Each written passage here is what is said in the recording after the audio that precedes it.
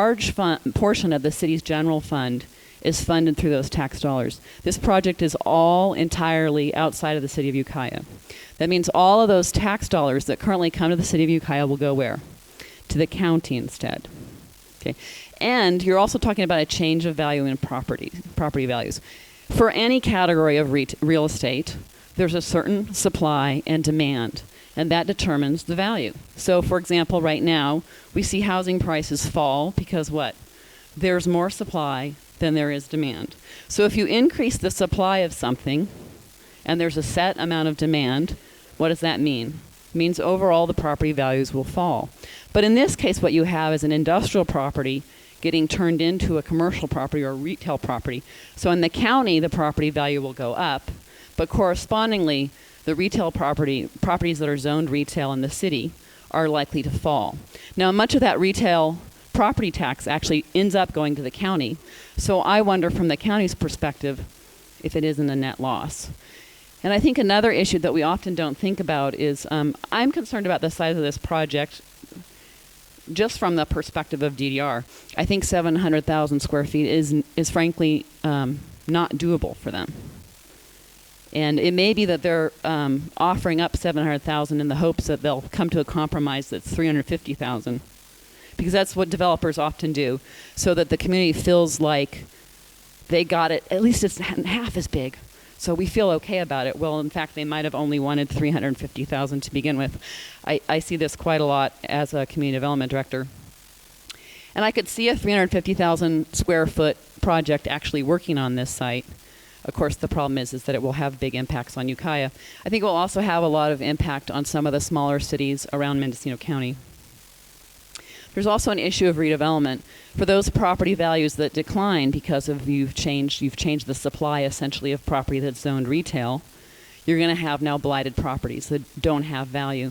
And typically what happens in such a case is the city comes in and uses its redevelopment dollars to try and improve the economics of those properties. So you're having essentially a shift of funds, of cost from the county to the city, and of revenues from the city to the county. If you can see that.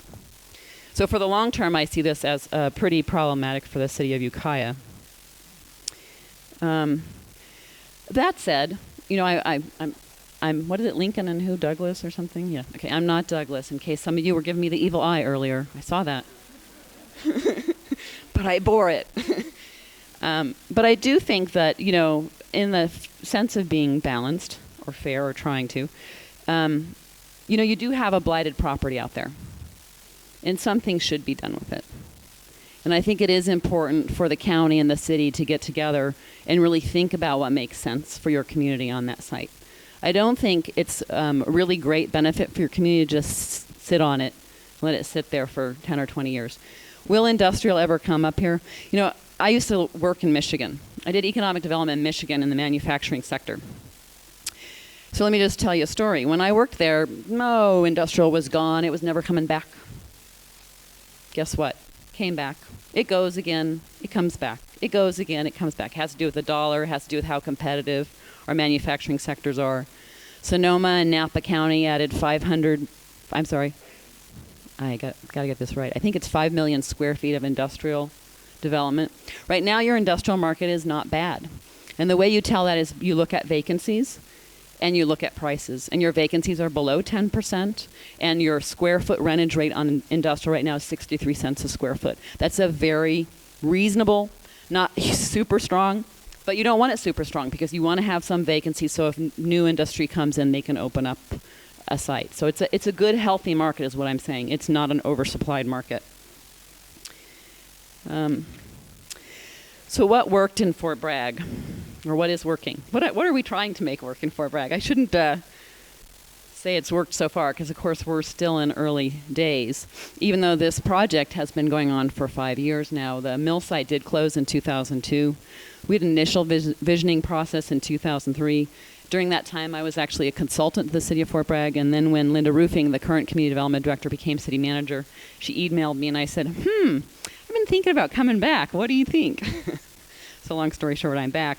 But we did do a visioning process, and right now we're just about to start the specific plan process again. We have a very complex project out there. We have water rights issues, we have environmental remediation issues, we have specific plan issues, we have a mill pond that's structurally unsound, we've got a lot of interesting stuff. We've got wave energy, I mean, the list goes on and on. What I think is really important about planning is to have transparent decisions.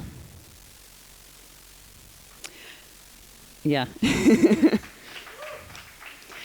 What I also think is really important about planning is to have good, accurate analysis and basic data, and to have our decision makers and our community understand that data. That means having workshops where people can actually dig in and get it. So we're all talking from the same page.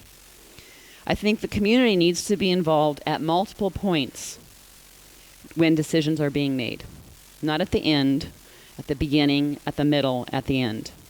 I think everybody in the community has to take a stab at understanding complexity. Simple yes and no doesn't work.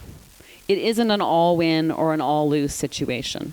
It's really important to understand what are the pros and cons, what are both the intended and unintended consequences of your actions.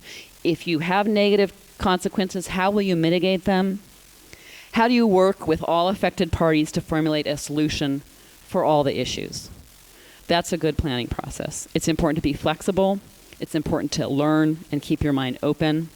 It's really important to start the process early, and even more important that everybody stay in for the long haul, because it takes time. I think it's important for community members to form partnerships, to understand where they have common ground, but to respect where you don't have common ground, to work together where you can, but recognize that you're not always going to agree on everything. I think it's really important that planning honor market conditions. If you plan it and there's no market for it, guess what?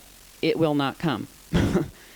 So you do have to understand market conditions. I think it's also really important to understand the goals of your community and to understand how the project will impact the fiscal health of your city and your county. I also think it's really important for everybody in this room to understand the power of people.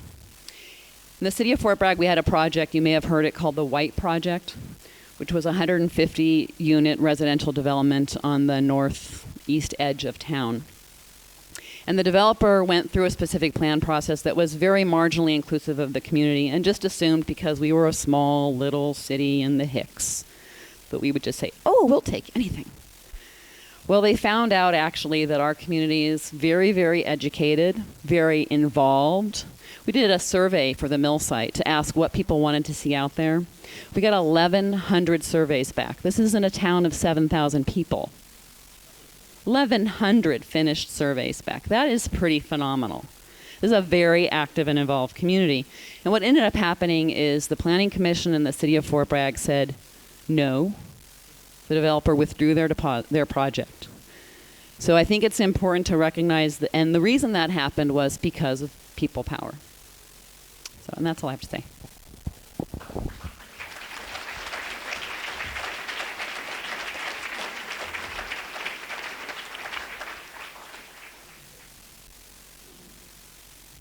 Not bad for a week of prep. Thank you. And now I'd like to introduce somebody that everybody here I think knows, but I'm going to give you some background about her because I don't think I've ever heard her introduced this way before. This is Casey Meadows. She's going to moderate our debate. I'm going to give you some details about her. Welcome. Casey celebrated 16 years with the Ukiah Daily Journal last year, her 11th year as managing editor of Ukiah's local newspaper. She's a native New Yorker who put down roots here in Mendocino County in 1989 after spending a decade working for the House of Representatives in Washington, D.C. Between managing a newsroom and getting a paper out 7 days a week, Casey also spends a lot of time out in the community. She hosts a radio show on local public radio, is often asked to moderate political forums and special event panels, and meets with the public once a week at the local coffee shop.